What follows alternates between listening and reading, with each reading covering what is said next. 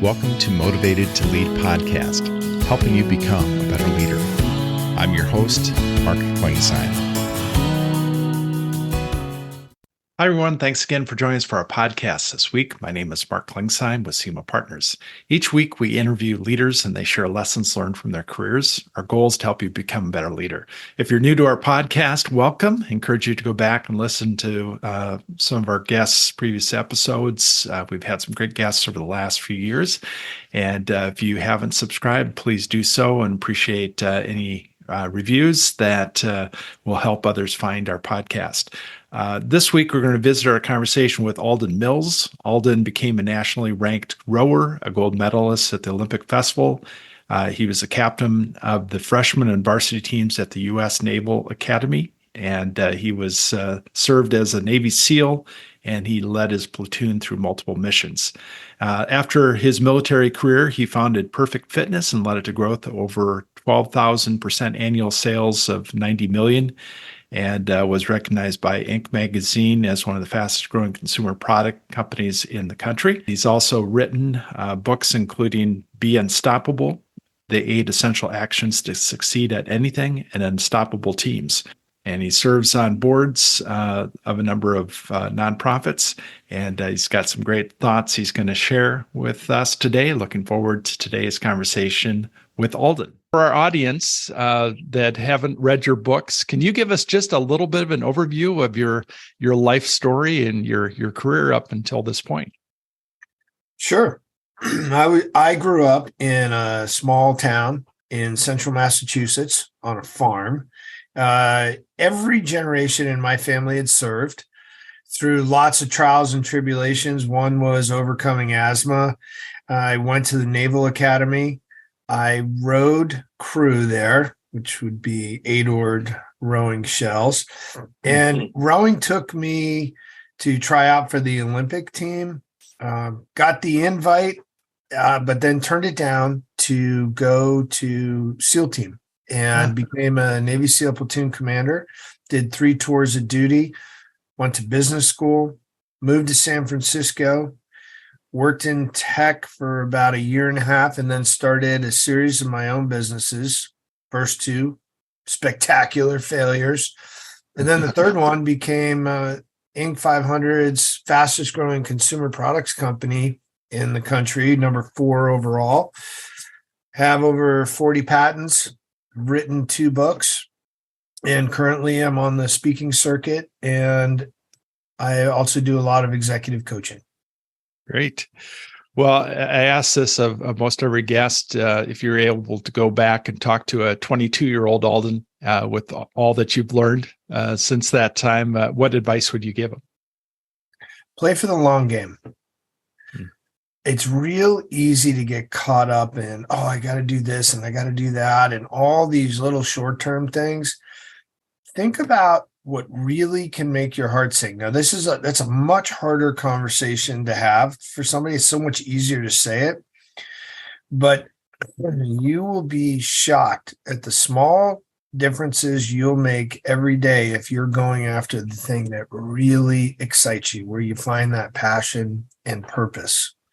You need both of those, but play for the long game. And I know I've listened to some of your talks, and you talk about your experience being a SEAL and the training that you went through. And can you share just maybe just a summary of things that you learned during that experience? Oh. How much time? In 2 minutes. No, 2 minutes. That's all. You're going to give me 2 minutes. No, you get more than that. I will tell you, and I talk about this a lot in my second book, Unstoppable Teams. The first couple of chapters are dedicated to the importance of how you lead yourself. The very first thing that the Naval Academy teaches you, and then SEAL team reinforces again and again, is that everybody's a leader. Every single one of us. The key is, how do you lead yourself? And that consistency. And one of the first major milestones to leading yourself is leading this conversation we have in our head. Now, if we had lots of time, I'd tell you the story of this character kind of talked like this and would say, you know what my job is? It's to create a conversation in here, a conversation that's going to drive you to make a decision of what you're going to focus on. Are you going to focus on the pain of training, or are you going to focus on the pleasure that training could provide you? Now, he was the first phase instructor, right? Our lead instructor, responsible for weeding out our class. But that conversation I've gone on to generalize is two different voices that we all have in our head.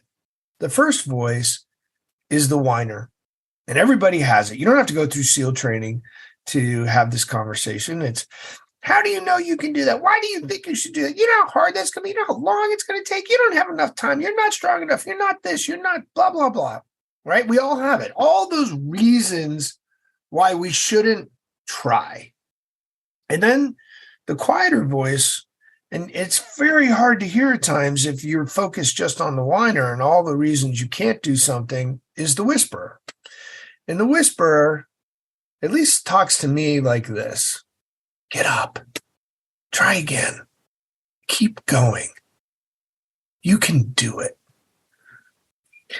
And that is your first job as a leader, because how you decide to lead that conversation, both the voices are there, and one's way louder than the other, the whiner, but how you lead that conversation will directly impact how you help others lead that conversation.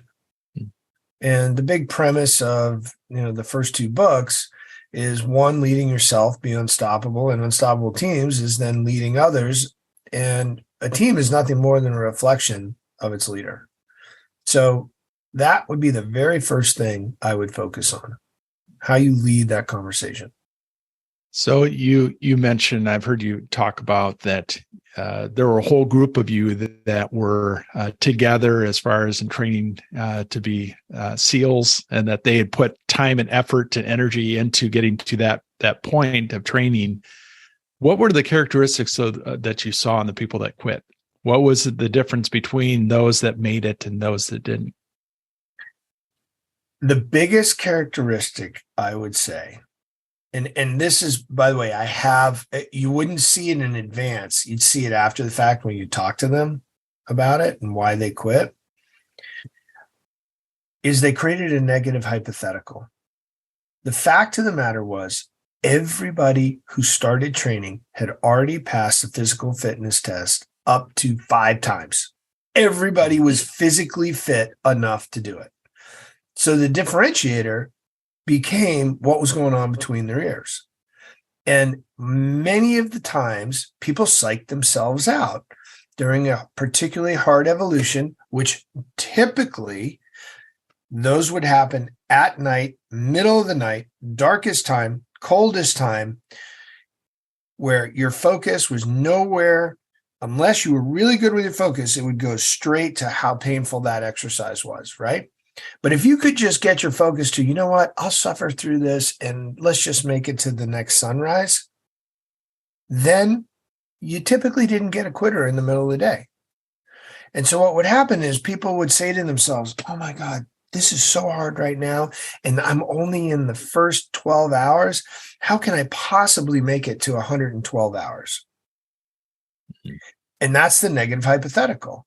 And then from that negative hypothetical, they'd psych themselves out and say, well, if I can't do this and I can't do that, and this is going to be too hard here, I quit. And, at that moment, they get caught up in it. And then afterwards, they'd have a regret, like, yeah, I pulled the trigger too early. I shouldn't have done that. I should have just stuck it out. And, if you really think about anything in life, the only thing we can affect at this moment is this moment, right now. Can't do anything about the past, and the future is yet to be developed. So thinking back to that first time that you were tapped on the shoulder to, I don't know if it was in your military career or previous to that, but the first time that you were tapped on the shoulder to lead, what do you wish you would have known earlier? How really bad I am at so many different things. I wish my ego had come a little bit, had have been a little more clear for me because the ego is actually the total opposite. It obfuscated what things that I actually thought I was good at, but I really wasn't. And the quicker any young leader can get to the point of, hey, I'm not perfect. Matter of fact, we're all built to be flawed. We're built to work together. And there's a whole bunch of things I'm not only not good at, I am terrible at, I don't enjoy, and I want to go surround myself with those people. That would be one. And then number two, and this one can be really hard, working with different types of personalities. So quickly, we will make a judgment, a stereotype on some person from something. It might be a piece of clothing they wear, or how they look, or how they carry themselves. If we can suspend that judgment to really get deeply curious enough about that other person and find some common ground, you will find your career will slingshot forward in leadership with your ability to work with the most diverse of personalities. Because at the end of the day, all leading is relationship building. All team building is just about building relationships. And the better you can become a Jedi, a ninja, pick whatever great warrior you can think of at being the best at being able to work with all kinds of different personalities, the more success you'll find faster. You talk about in your first book, you use the acrostic you persist for your points that you use in that. Is there one that you think most leaders don't focus on enough of as far as that you talk about in the first book? Encourage everybody to pick up a copy of that, but anything that you see a common mistakes among executives? Well, I should first kind of set the context for all the listeners out there. I'm a huge fan of acronyms, in particular acronyms that drive home the point of what the book or the message is trying to convey. In the case of the first acronym, U, the letter U, persist, it is an 8-letter acronym of the book Be Unstoppable, because that's the whole theme of being unstoppable, is choosing to persist. And I want you to persist. And I would really encourage leaders, and this is one thing they kind of forget. And this, now it's easy to go after understand your why or T for team up, but here's one that leaders start to lose at a very early age. And then they find themselves at 50, 55, going, oh my gosh, what's happened to my body? The E of persist, you persist, stands for exercise to execute. Now, you may say, well, it's easy for a guy like Alden Mills, a Navy SEAL, who's just telling me to go work out all the time. I really encourage you to understand that business is an athletic event. If you do not believe me, put on a heart rate monitor or your Apple Watch or Fitbit and go into a presentation where you have something on the line. Maybe it's a promotion. Maybe you're trying to close a sale. Maybe you're trying to convince a bunch of people this is the product feature set we should go after. Whatever that is, check your heart rate. Start it right before you walk in there, finish it right after. And what you're going to find is you just did a workout. And the more you create an environment where you take care of yourself and think of your body as an athletic action platform, the better off you will be at having a strong mindset, more resilient, and more strength when you meet the struggles that every leader should, and I hope, meet during their journey. So you moved into the business world, and everything went just smooth and no problems, no difficulties during that time? 100%. No failures whatsoever. Oh my goodness. First of all, I have failed way more than I've succeeded in life. But some of my most spectacular failures were in the business world. I mean, I raised $1.5 million from 37 friends and family, closest friends and family, only to learn $1,475,000 worth of ways not to launch a product. And it was only after 2 failed businesses and $25,000 left on my wife's credit cards that we launched our third business. And it was, everyone else thought we were crazy. I was told, go bankrupt, go get a job. You're embarrassing yourself. And that's when we developed the Perfect Pushup and, changed the course of that little company's history. But I can't begin to stress how many different challenges we had. And by the way, those challenges, and this comes down to that filter and leading the conversation, those challenges present awesome opportunities, amazing possibilities. But you have to look at it that way. You got to look at the adversity as an advantage. So think back the moment you mentioned you had to make a decision to persist and to move forward with that additional. And I'm sure there are times that you were questioning yourself as well as people were questioning you. What mindset did you use as far as to focus and to get back on track? Can I take one more step?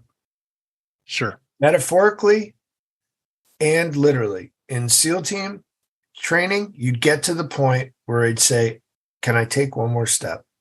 I don't worry about the 20 steps in front, the 100 steps, the 1,000 steps, 10. Can I take one more step? That's what I'd get down to. When I was running out of everything in business, can we make it through one more day? When we climb mountains as a team now, can I take one more step to get that much closer? I don't even want to look at the summit, just one more step. Stay in the now when the struggle gets tough. Don't allow, and I call your focus a focus funnel. I think of focus like a funnel, that it funnels your energy into taking action.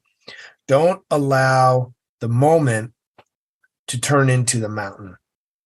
And if you allow your focus to look at the mountain of work in front of you, you can very quickly get overwhelmed and find yourself in the quitter's column. You mentioned that you had a successful product, but then 2008, 2009, right around that time was 2008 with the meltdown of the economy. And talk a little bit about that lessons you learned through that time and what principles did you apply to come back even stronger? It just gives me goosebumps thinking about it, not in the best way.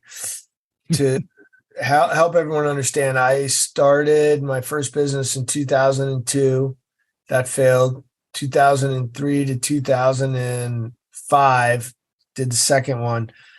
That failed. Started the third business, launched a little product called Perfect Pushup. 2006 to 2008, we do nearly 100 million in sales. 2009, our bank loan gets frozen. We're thrown into workout. The bank has decided they don't want to support us anymore. By the way, my house was a cosign for the loan, along with my 2 other partners. My wife is pregnant with number 3. We now owe a tremendous amount of taxes because we're an LLC, because we just did $66 million in sales in that year alone. I mean, we weren't skirting taxes. It was just all these things were coming at the same time. Sure. And we were told to go bankrupt again. This is the second time I was told to go bankrupt. And the same principle that you get through SEAL training, that you get through a rowing practice, that you get through writing a book or climbing a mountain. What can we do today? What can we do in this hour that can help us get a little bit closer to our goal? Yeah. Well, it's definitely definitely easier said than done, but that focus. What do you see in business? And you said you coach executives in helping them kind of get perspective. But what questions do you ask to gain perspective or help others to gain perspective? When I start a coaching assignment, the first thing I'll ask them as an interview process is, hey, tell me about your greatest failure. And if they can't think of one, that is typically a red flag for me. Mm. Well, gee, Alden, I guess I've just been really lucky. I've never, I just never had any big failures. It's a red flag for two areas. One, they have failed something somewhere, but they can't remember it or don't want to even allow themselves to think that way. It's okay to have the failure and go, you know what? I really don't view it as a failure because I learned a lot about what I did and I kept moving on. Terrific. Tell me about your greatest learning experience then, right? We'll change the conversation on that. But the other thing, if someone really doesn't have some big spectacular failure, it also tells me they've never taken any great risks. And leading is risk-taking. If you wait to have so much information to make a decision, then you've already missed the opportunity. Now, you have to be careful to have too little information, but somewhere in the middle, I think Colin Powell said it great when he was like, leading is somewhere when you have between 30 and 70% or 30 and 60% of the information. If you don't have that much, you're being ignorant. And if you have too much, well, you're just being micromanaging and you're not going to get the job done. You'll miss the opportunity. And one of the big things I see with executives as they get older is they become less risk loving and so risk averse that the world passes them by. So you continue to learn and develop. You've written 2 books. You've got another one on the way. Are there other books that you recommend to leaders that have had an impact on you? Or yes, there's a bunch of them. If you're in specifically about leadership, I love Conscious Leadership. And that is a conversation really about leading from the heart versus leading from a position of fear, dividing love and fear and those elements. I really enjoy The Diamond Cutter. This is a monk's perspective on how the universe works with karma and learning to lead without expectation of return and understanding that all leadership is serving. And then from the more intense personal performance mindset approach, I love The Confident Mind. Yeah, those are some new ones that we haven't heard. That's great. So outside of work, do to recharge? I love climbing mountains. Every year, a couple of friends of mine, we get involved in a charity group that I'm still active in that serves the Bay Area at-risk youth. We send them to camp and to school. Just climbed one of the 7 summits down in Argentina called Aconcagua. And the next one is to ski to the South Pole and climb the mountain down there called Mount Vincent. Very cool. So what do you recommend for, you've got so many exercise patents that you've given, but for somebody who has 20 minutes to start their day, I'm curious what your workout regimen is, and it's probably longer than that. First and foremost, if that's all you have, go outside, put your phone away, walk around the block, take a look at the beauty around you, and just do what I would call a little walking meditation. Kill 2 birds with 1 stone. Leave the phone behind you and just embrace the moment while you're moving. If that's all you can do, combine meditation with some upright moving. So if you want to spend longer, how do you recommend as far as somebody that's either starting out or getting back into a exercise regimen? Get a trainer and start doing it might start off as low intensity and then moving into high intensity interval training, where you're doing the multiple modalities of your body, forward and back, side to side, rotational, upper and lower body, and multi-joint movements with low to medium weight at first, because you get the cardio while you're getting your muscle stronger. So how would somebody learn more about you and your work? They can find me on my website, alden-mills.com. And I post a blog every week. They're welcome to link in with me at Alden Mills. And I welcome anybody that is hungry to be unstoppable at going after their dreams. What would you say to a new or an up and coming leader as some parting advice? Number one, you are a leader. There's no such thing as a leadership gene. You can't screen for it. Whether someone's naturally born with it or, do you grow into it? You can always, always be a leader. You are a leader. You are a leader yourself by getting yourself up every day, listening to this show, going and learning and developing, reading. But remember this, you are a leader. Number two, you want to be an unstoppable leader? Know that it's a choice. You make the choice of what you want to become.